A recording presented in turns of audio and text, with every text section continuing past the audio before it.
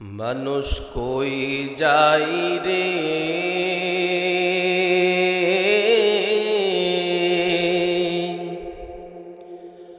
দুনিয়া ছাড়িয়া, মসজিদের ওই পালকি আয়না দোলা দেয় সাজায়া তারে জনমের লাগিয়া। মানুষ কই যাই রে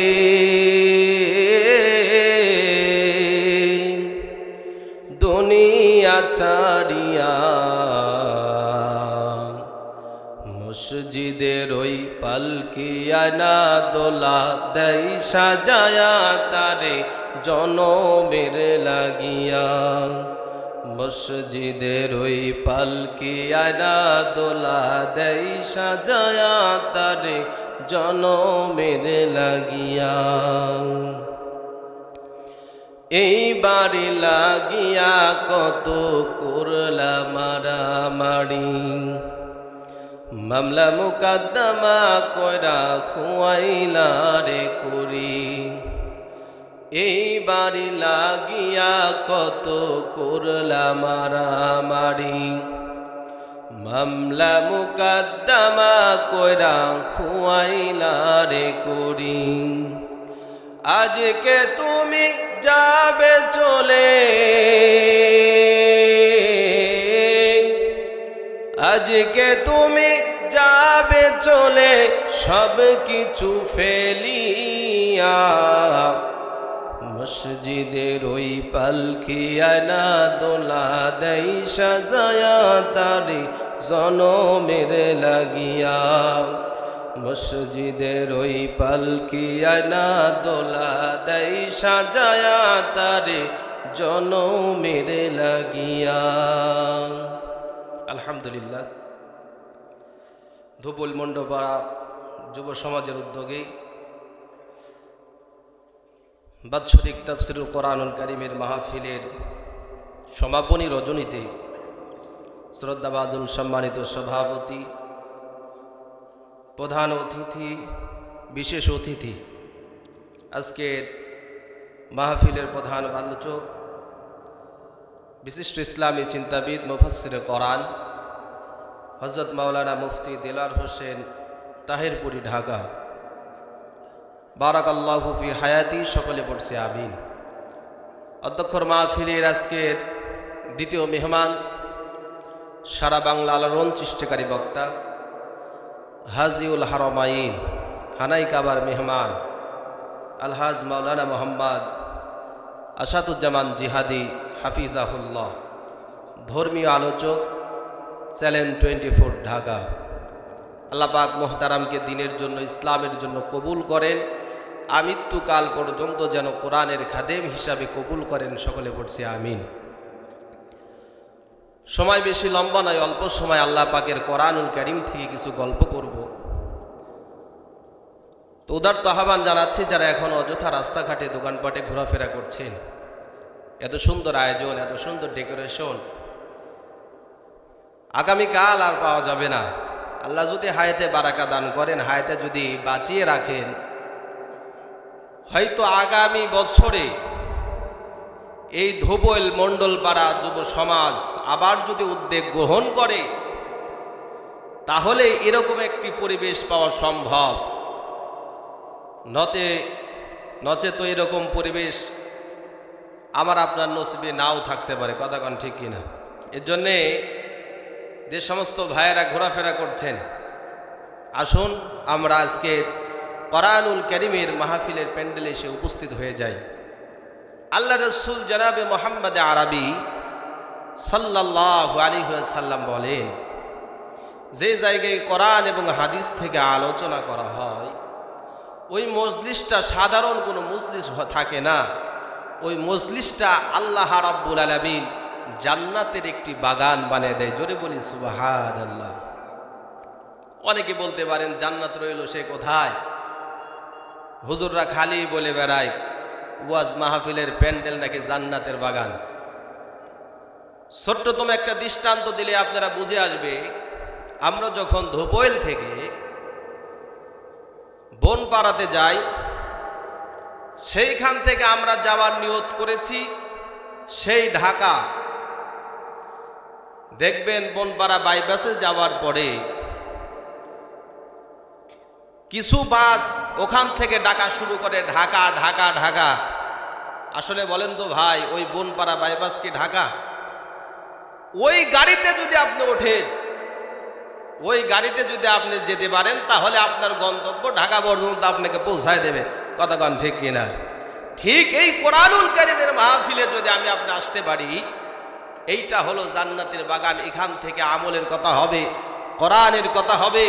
এ নিয়ে যদি আমি আপনি আমল করতে পারি, এই ছোট্ট আমল আল্লাহর কাছে অধিক প্রিয় হয়ে আমার আপনার জায়গা হয়ে যাবে জান্নাতের মধ্যে। জোরে বলি সুবহানাল্লাহ। আমার বন্ধুগণ, আমার ভাইরা, আল্লাহ রাব্বুল আলামিন যুগে যুগে সময়কাল প্রেক্ষাপট অনুযায়ী আল্লাহর হাবিবের উপরে দীর্ঘ 23 বছরে 30 পারা কোরআনুল কারীম নাজিল করে দিলেন। ও দুনিয়ার মানুষ, তোমরা শুনে রাখো,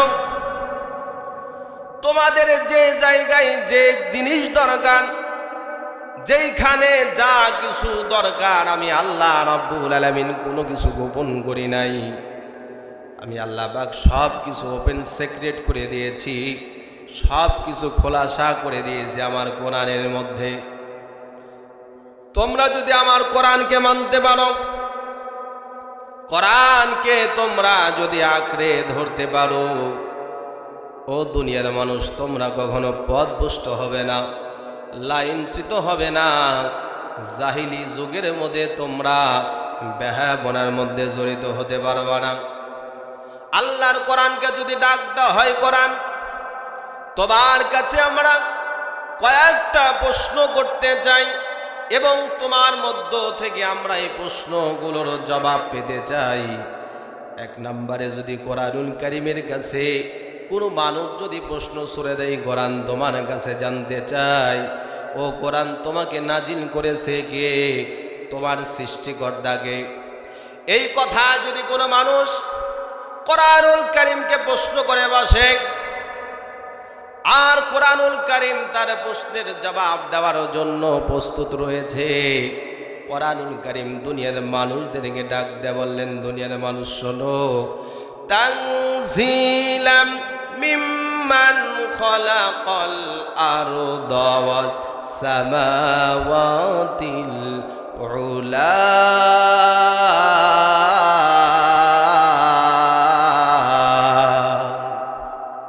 আল্লাহর কোরআন ডাক দিয়ে বলছেন, দুনিয়ার মানুষ শোনো, এই যে সুউচ্চ খুঁটিবিহীন আসমান সৃষ্টি করেছেন যিনি, বিশাল জমিন বিছানা সরব সৃষ্টি করেছেন যিনি, আমি কোরআনুল কারীমকেও সেই মহান আল্লাহ রাব্বুল আলামিন সৃষ্টি করেছেন।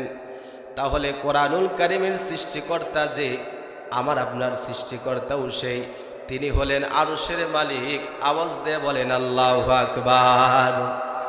আল্লাহর কোরআনকে যদি আবার ডাক দেওয়া হয়, কোরআন এতটুকুই ক্ষান্ত নয়, তোমার কাছে জানতে চাই, কোরআন তোমার বাড়ি কোথায়?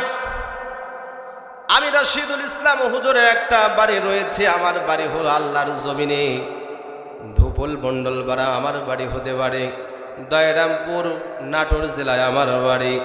ও কোরআন তোমার কাছে জানতে চাই, তোমার বাড়িটা কোথায়? এই কথা যদি কোনো মানুষ আল্লাহর কোরআনের কাছে প্রশ্ন ছুড়ে দেয়, কোরআনুল কারীম সঙ্গে সঙ্গে তার প্রশ্নের জবাব দেওয়ার জন্য প্রস্তুত রয়েছে। আল্লাহর কোরআন ডাক দিয়ে বলেন, ও দুনিয়ার মানুষ, তোমরা শুনে রাখো, আমি কোরআনের বাণী হলো ফি লাউহিম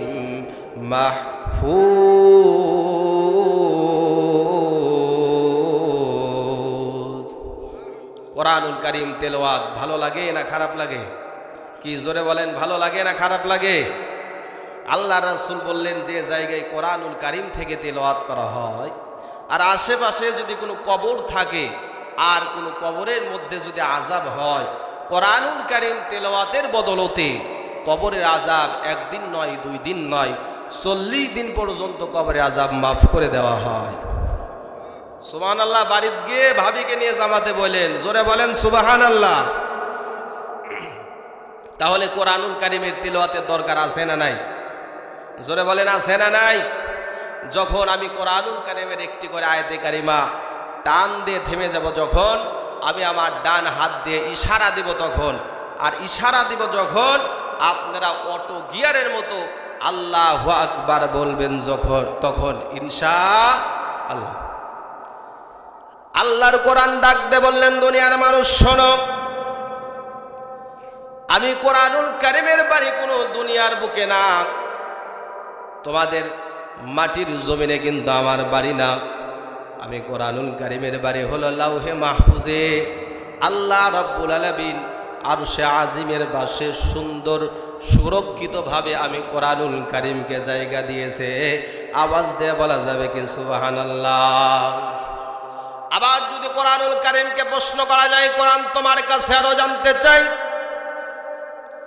ও কোরআন তুমি দুনিয়ার বুকে কবে নাজিল হয়েছো?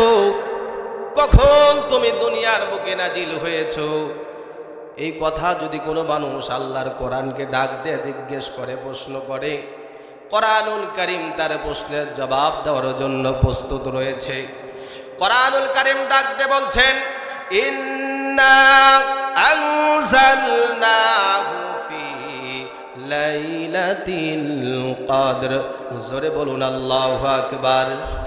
আল্লাহর কোরআন বলছে, ও দুনিয়ার মানুষ শোনো, আমি এমন একটা রজনীতে এই দুনিয়ার বুকে এসেছি। আল্লাহ রাব্বুল আলামিন আমাকে এমন একটি রজনীতে দুনিয়ার বুকে নাজিল করেছে। এত দামি রাত, এত দামি রাত, লাইলাতুল কদর নামক রজনীতে আল্লাহ রাব্বুল আলামিন আমাকে নাজিল করেছে। চিল্লায়ে বলি সুবহানাল্লাহ। এই লাইলাতুল কদরের কত দাম! আল্লাহর হাবিব বলেন, কোন মানুষ যদি লাইলাতুল কদরের রজনীতে ইবাদত বন্দেগী করতে পারে, লাইলাতুল কদরের রজনীতে আল্লাহ পাকের ইবাদত বন্দেগী করতে পারে, তাসবিহ তাহলিল তাহমিদ পড়তে পারে, জিকির আজগার করতে পারে, নফল ইবাদত করতে পারে, দান সদকা করতে পারে, কোরআনুল কারীম তেলাওয়াত যদি বেশি বেশি করতে পারে, আল্লাহ রাব্বুল আলামিন খুশি হয়ে বান্দার আমলনামায় 1000 মাস ইবাদত করার থেকেও বেশি নেকি, বেশি সওয়াব বান্দার আমলনামায় জমা করে দেয়। আমলের দরকার আছে না নাই? নেকির দরকার বলেন তো ভাই, আছে না নাই? দুনিয়াতে নাও থাকলে মরার পরে দরকার আছে না নাই? দুনিয়াতে যেমন বেঁচে থাকতে চলতে ফিরতে টাকার যেমন প্রয়োজন রয়েছে, আপনি যখন দুনিয়ার বুক থেকে চিরবিদায় নিয়ে চলে যাবেন, কবর নামক বাড়িতে ওইখানে কোনো টাকা কাজে আসবে না, ওই জায়গায় কোনো ক্ষমতা কাজে আসবে না, ওই জায়গায় আমি বড় লিডার ছিলাম, নেতা ছিলাম, আমি এলাকার মধ্যে ধনী ছিলাম, এইটা কোনো কাজে আসবে না। ওই জায়গায় কবর কেবলমাত্র চিনবে, আল কবরু রাউদাতুম মিন দিয়ারিল জান্নাহ আও হুফরাতুম মিন হুফারিন নার। কবর কেবলমাত্র চিনে নেক আমল আর ঈমান আছে যার, কবর কেবলমাত্র চিনে ঈমান আর আমল। যার ঈমানটা ভালো থাকবে, যার আমলগুলা ভালো থাকবে, কবর থেকে আল্লাহ রাব্বুল আলামিন তার জান্নাতের রাস্তা তৈরি করে দেবে। জোরে বলি সুবহানাল্লাহ।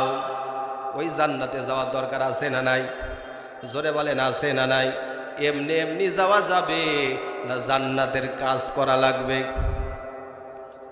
আল্লাহ তোমার জান্নাতে যাব, বলেন সবাই, আল্লাহ তোমার জান্নাতে যাব, বলুন আল্লাহ তোমার। কি নামে ডাকলে আল্লাহ তোমারে পাবো? কোন নামে ডাকলে আল্লাহ তোমারে পাবো? আল্লাহ তোমারি জান্নাতে আমরা যাব, আল্লাহ তোমারি জান্নাতে আমরা যাব। মাথায় টুপি, মুখে দাড়ি, পাঞ্জাবি পরব, মারহাবা বলেন, মাথায় টুপি মুখে দাড়ি পাঞ্জাবি পরব, মসজিদে যাইয়া মোরা, মসজিদে যাইয়া মোরা নামাজ পড়িব, আল্লাহ তোমার জান্নাতে যাব, বলুন আল্লাহ তোমার। লিল্লাহে তাকবীর। আল্লাহ রাব্বুল আলামিন সুন্দর করে পবিত্র কোরআনুল কারীমের মধ্যে করলেন ঘোষণা, ও দুনিয়ার মানুষ তোমরা শুনে রাখো, আল্লাহ পাক আমাকে কোনো দিনের বেলায় নাজিল করে নাই, লাইলাতুল কদর নামক গুরুত্বপূর্ণ দামি রজনীতে আল্লাহ পাক আমাকে দুনিয়াতে নাজিল করেছে। আবার যদি প্রশ্ন করা যায় কোরআন, তোমার কাছে আমরা আরো কিছু জানতে চাই, এই লাইলাতুল কদর কোন মাসের মধ্যে অবস্থিত, কোন মাসে তুমি দুনিয়ার বুকে নাজিল হয়েছো, এই কথাও যদি কোনো মানুষ আল্লাহর কোরআনকে প্রশ্ন করে দেয়, কোরআনুল কারীমের মধ্যে বলেন তো ভাই এই প্রশ্নেরও জবাব আছে না নাই? কি যারা বললেন না তারা মনে হয় কোনোদিন কোরআন পড়েন নাই। বলেন তো এই কোরআনে এই প্রশ্নেরও জবাব আছে না নাই? আল্লাহ পাক ডাক দিয়ে বললেন, দুনিয়ার মানুষ তোমরা শুনে নাও, শাহরু রমাদানাল্লাযী উনজিলা ফীহিল কুরআনু হুদাল লিন্নাস ওয়া বায়িনাতিম মিনাল হুদা ওয়াল ফুরকান। জোরে বলি আল্লাহু আকবার।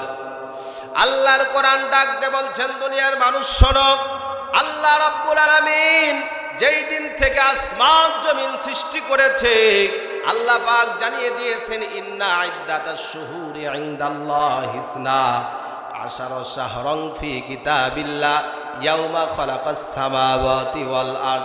আল্লাহ তাআলার কাছে গুণার মাস হলো 12টা। 12টা মাসের মধ্য থেকে সব থেকে দামি মাস, সব থেকে মর্যাদাবান মাস, সব থেকে আল্লাহ পাকের কাছে প্রিয় মাস, সে মাসের নাম হলো রমজান মাস। জোরে বলেন কোন মাস? এখন কোন মাসে আছি ভাই? গেছে, এখনই গেছে সব। যদি বলা হয় বলেন তো এইটা ইংরেজি মাসের কয় তারিখ, সবাই পারবে। কি মাস কত তারিখ সবাই পারবে। আর যদি বলা হয় একটু বলেন তো দেখি আরবি মাসের কত তারিখ, শেষ হুজুর এগুলো আমার জানা টানা নাই হুজুর, এগুলো আপনারা জানবেন। দুঃখজনক হলেও সত্য, মুসলমানের ঈদ হয় আরবি মাসের গণনায়, মুসলমানের রোজা হয় আরবি মাসের গণনায়, শবে বরাত হয় আরবি মাসের গণনায়, কিন্তু আমরা একজনও ঠিক মতো আরবি মাসের হিসাব রাখি না। কথা কান ঠিক কিনা? এই তো শাবান মাস, শাবান মাস শেষ হলেই রমজান মাস, রমজান হাত ছানি দিয়ে ডাকতেছে, ও দুনিয়ার মানুষ আমি আর বেশি দূরে নাই, আমার জন্য তোমরা প্রস্তুতি গ্রহণ করো। বন্ধুগণ আমার, ভাইয়েরা আমার, আল্লাহর কোরআন ডাকতে বলছেন, আল্লাহ রাব্বুল আলামিন আমাকে সব থেকে দামি মাস, সব থেকে মর্যাদাপূর্ণ মাস, যে মাসের নাম হলো রমজানুল মুবারক মাস, আল্লাহ রাব্বুল আলামিন আমাকে ওই রমজানুল মুবারক মাসে দুনিয়াতে নাজিল করেছে। বলি সুবহানাল্লাহ। আবার যদি কোরআনুল কারীমকে ডাক দেওয়া হয়, কোরআন তোমার কাছে আমাদের আরো কিছু প্রশ্ন রয়েছে, তোমার কাছ থেকে আমরা আরো কিছু জানতে চাই। কোরআন তোমার কাছে যদি জানতে চাই, কোরআন তুমি কেন দুনিয়ার বুকে নাজিল হয়েছো? তোমার কথা বললে আমাদের উপর হামলা হয়, তোমার কথা বললে মানুষ আমাদেরকে দেখতে পারে না, মামলা হয়, ঘর বাড়ি ভেঙে দেওয়া হয়। ও কোরআন তোমার কাছে জানতে চাই, তুমি কেন দুনিয়ার বুকে নাজিল হয়েছো?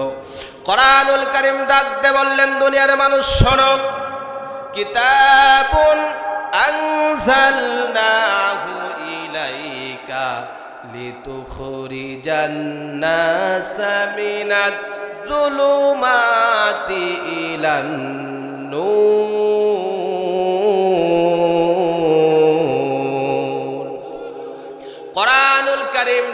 দিয়ে বলছেন, দুনিয়ার মানুষ তোমরা শুনে রাখো, জেনে রাখো, আমি কোরআন হলাম একটি আলো, কোরআন হলাম একটি নূর, কোরআন হলাম প্রদীপ।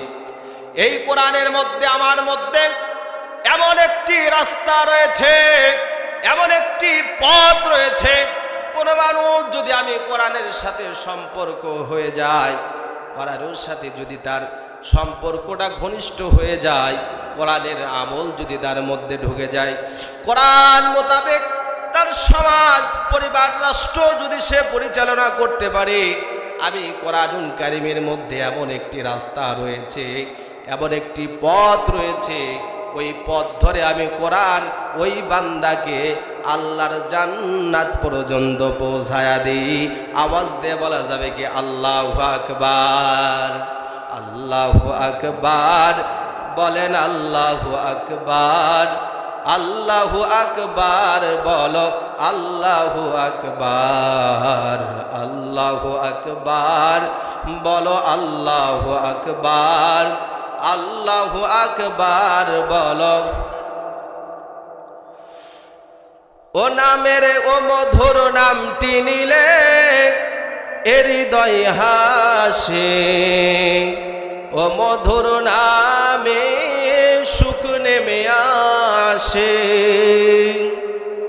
ও মধুর নামটি নিলে হৃদয় হাসে, ও মধুর নামে সুখ নেমে আসে, ও নামের তুলনা হবে না, হবে না, ও নামের তুলনা মেলে না, মেলে না, তুলনা নাই, নাই, নাই। এসো না আল্লাহর নামে গান গাই, এসো না মনো প্রাণ জোড়াই। আল্লাহু আকবার, বলেন আল্লাহু আকবার। আল্লাহ যারা বলে তুমি তাদেরকে জান্নাতি হিসাবে কবুল করো, আর যারা বলে না যা করার তাই করো। আল্লাহু আকবার, বলেন আল্লাহু আকবার, আল্লাহু আকবার, বলো। আল্লাহ রাব্বুল আলামিন কোরআনুল কারীমের মধ্যে সুন্দর করে জানিয়ে দিলেন, দুনিয়ার মানুষ আমি কোরআনের মধ্যে এমন রাস্তা রয়েছে, এমন পথ রয়েছে, এই পথে যদি তুমি তোমার জীবনকে পরিচালনা করতে চাও, এই পথে যদি তোমার জীবনকে তুমি পরিচালনা করতে পারো, আবার হুকুম আবার নিয়ম কারণ তুমি যদি মেনে জীবন পরিচালনা করো, আমি আল্লাহ রাব্বুল আলামিন তোমাকে জান্নাতের মেহমান বানিয়ে দেব। কোন মানুষ যদি আবার বলে না না, এই দুনিয়ার বুকে কোরআন তোমাকে প্রতিষ্ঠিত হতে দেওয়া যাবে না, তোমার আইন সমাজের মধ্যে পালন হোক, তোমার কথা মানুষ মানুষ, এই প্রতিষ্ঠা কোরআন তোমাকে সমাজের মধ্যে হতে দেওয়া যাবে না, রাষ্ট্রের মধ্যে হতে দেওয়া যাবে না। আল্লাহর কোরআন আজ থেকে ১৫০০ বছর আগে বলেছেন, ইউরিদুনা লিইউতফিউ নূরাল্লাহি বিআফওয়াহিহিম ওয়াল্লাহু মুতিম্মু নূরিহি ওয়ালাউ কারিহাল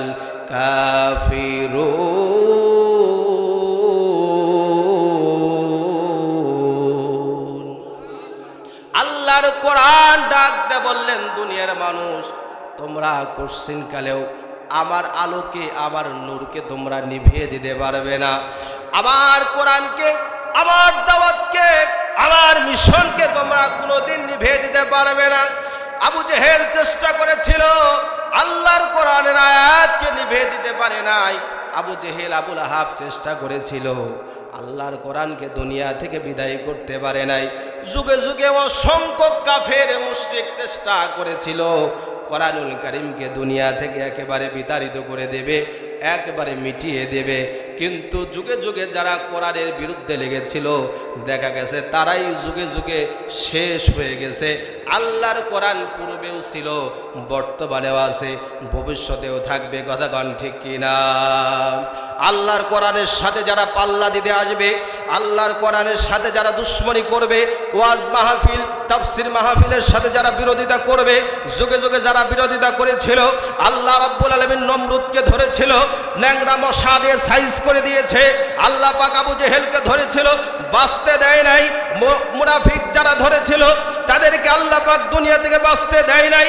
এখনো যারা তাফসীর মাহফিল কোরআনুল কারীমের বিরুদ্ধাচরণ করবে, আল্লাহ পাক এখনো যদি তারা ধরে, তারা দুনিয়া থেকে পালানোর জায়গা পাবে না। কথা বলেন ঠিক কিনা? কোরআনের বিরুদ্ধে করা যাবে ভাই? তাফসীর মাহফিলের বিরুদ্ধাচরণ করা যাবে? আবার বন্ধুগণ, আমার ভাইয়েরা, আল্লাহ রাব্বুল আলামিন ডাক দেয়া বললেন, ও দুনিয়ার মানুষ শোনো, কেন তোমরা কোরআনকে দুনিয়ার বুক থেকে মিটিয়ে দিতে পারবে না? এর কারণ হলো ইন্না নাহানু নাযালনা যিকরা ওয়া ইন্না লাহু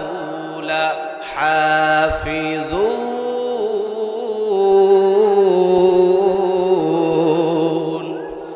আল্লাহর কোরআন ডাক দেয়া বললেন, দুনিয়ার মানুষ, এই কোরআনুল কারীম নাজিল করেছেন যিনি, এই কোরআনের হেফাজতের দায়িত্ব নিয়েছেন তিনি। আওয়াজকে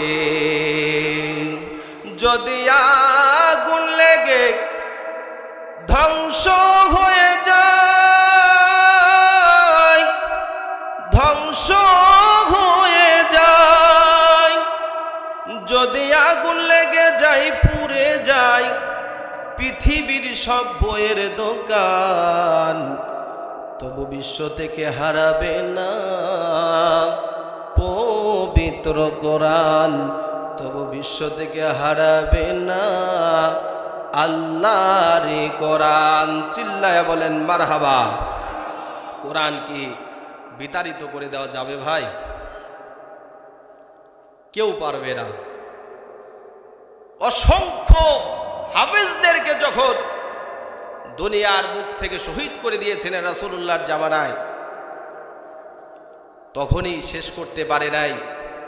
বিভিন্ন চামড়াতে লেখা, পাথরে খোদাই করে লেখা ছিল, গাছের বাকুলে লেখা ছিল, সেইগুলোকে একত্রিত করে হযরতে ওসমান রাদিয়াল্লাহু তাআলা আনহু এক জায়গায় জমা করেছিলেন। সেইখান থেকে ওসমান রাদিয়াল্লাহু তাআলা আনহুকে জামিউল কোরআন বলা হয়। জোরে বলি সুবহানাল্লাহ।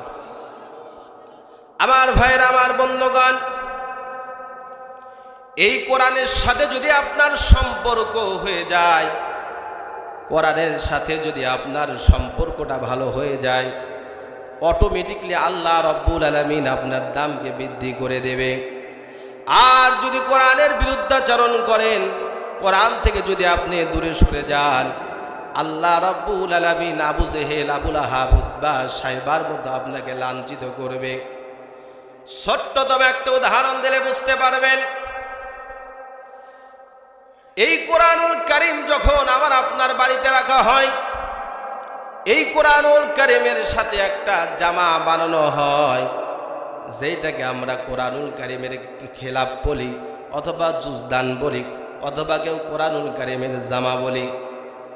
এই কোরআনুল কারীমের যে জামাটা পরানো হয়, এইটা কোনো নামি দামি কোনো ব্র্যান্ডের কাপড় দিয়ে কোরআনুল কারীমের এই কাপড়টা বানানো হয় না। দেখা গেছে আমার মা মারা গিয়েছে, অথবা দেখা গেছে আমার দাদা দাদি মারা গিয়েছে, কাপড়ের কিছু কাপড় বেঁচে গিয়েছে, ওই কাপড়টা দিয়ে কিন্তু একটা কোরআনুল কারীমের একটা জামা তৈরি করা হয়। কোরআনুল কারীম আমার বাসাতে আছে, ওই জামাটা দিয়ে কোরআনুল কারীমটা পেছানো রয়েছে। হঠাৎ করে কোরআনুল কারীম একদিন পড়তে গিয়ে ওই কোরআনুল কারীমের জামাটা আমার হাত থেকে পড়ে গিয়েছে। সঙ্গে সঙ্গে মানুষটা ওই জামাটা তুলবে, তোলার পরে চুমো খাবে, বুকের সাথে জড়ায়া ধরে কি ধরে না? তাহলে বোঝা গেল ওই যে বাজারের নরমাল কাপড়, মার্কিন কাপড়, ওই কাপড়ের কোনো মূল্য নাই। মূল্য হলো কোরআনুল কারীমের সাথে সম্পর্ক হয়েছে। কোরআনের সাথে সম্পর্ক হওয়ার কারণে ওই অটোমেটিকলি কাপড়ের দাম বাড়িয়ে দিয়েছেন যিনি, আওয়াজ দিয়ে বলেন তিনি কে? আবার আমরা যে কোরআনুল কারীমটা পড়ি, একটা রেহেলের উপর রেখে যখন কোরআনুল কারীমটা আমরা তেলাওয়াত করি, তেলাওয়াত করতে করতে হঠাৎ করে যদি ওই রেহেলে আমার আপনার যদি পা লেগে যায়, সঙ্গে সঙ্গে রেহেলটা আমরা চুম্বন করি, বুকের সাথে জড়ায় নেই, বারবার চুমা খায়, আস্তাগফিরুল্লাহ আস্তাগফিরুল্লাহ পড়তে থাকি। অর্থাৎ ওই যে রেহালটা বানানো হলো 50 টাকা, 80 টাকা, 100 টাকা দামে আমি আপনি কিনে আনলাম, ওই রেহালটা কোনো নামি দামি মেহগনি কাঠ দিয়ে তৈরি করা হয় না। আমার আপনার বাড়িতে আমরা কিন্তু 20,000, 30,000, 40,000 টাকা দামের খাটে আমরা ঘুমাই। দিনে কতবার খাটে লাথি লাগে, কতবার চেয়ারের সাথে লাথি লাগে। এত টাকা দিয়ে বানালাম, একবারও মনের ভুলে সুমা করে না, কথাগান ঠিক কিনা? কিন্তু 50 টাকা দাম, 80 টাকা দাম, 100 টাকা দাম শিমুল কাঠের একটা রেহাল তৈরি করেছি। ওই রেহালটা যখন পায়ের সাথে লাগে, বারবার রেহালটাকে চুম্বন করে, কপালে ঠেকায়, বুকের সাথে ঝরায় নেয়, আর বলে আস্তাগফিরুল্লাহ, আল্লাহ আমার ভুল হয়ে গিয়েছে, আমি বুঝতে পারি নাই, অজান্তে আমার পাটা রেহালের সাথে লেগে গিয়েছে। অর্থাৎ আমার ভাইয়েরা যে কথা বোঝাচ্ছিলাম, ওই যে 50 টাকা 80 টাকার রেহালের কোনো মূল্য নাই, ওই রেহালের কোনো দাম নাই, কিন্তু কোরআনুল কারীমের সাথে লাগার কারণে আল্লাহ রাব্বুল আলামিন অটোমেটিকলি রেহালের দাম বৃদ্ধি করেছে। আমার বন্ধুগণ, আমার ভাইয়েরা আমার, আমি আপনিও যদি কোরআনুল কারীমের সাথে লাগতে পারি, কোরআনের সংস্পর্শে যদি আমি আপনি আসতে পারি, আল্লাহ রাব্বুল আলামিন যেমনি ভাবে রেহালের দাম বৃদ্ধি করে দিলেন, যেমনি ভাবে কোরআনুল কারীমের জামা গিলাফের দামকে আল্লাহ রাব্বুল আলামিন বৃদ্ধি করে দিলেন। আমি আপনি যদি কোরআনুল কারীমের সংস্পর্শে যদি আসতে পারি, কোরআন যদি তেলাওয়াত করতে পারি, কোরআন যদি মানতে পারি, কোরআন যদি পড়তে পারি, বলেন তো দাদু ভাই, আল্লাহ পাক আমার আপনার দাম বৃদ্ধি করবে কি করবে না?